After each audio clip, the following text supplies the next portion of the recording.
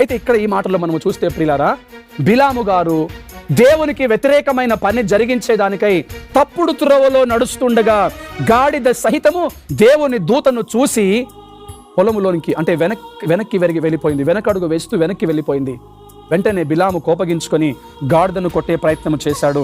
గాడిదకు దేవుని వాక్కు వచ్చింది. అక్కడ మనం గమనించినట్లయితే 24వ వచనంలో, యెహోవా దూత ఇరు ప్రక్కలకు గోడలు గల ద్రాక్ష తోటల సందులో నిలిచెను. గాడిద యెహోవా దూతను చూచి గోడ మీద పడి బిలాము కాలును గోడకు అదిమెను గనుక అతడు దాన్ని మరలా కొట్టెను.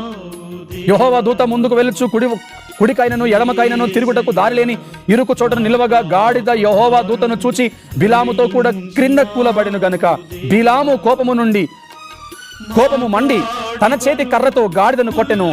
అప్పుడు యెహోవా ఆ గాడిదకు వాక్కు ఇచ్చెను గనుక అది, నీవు నన్ను ముమ్మారు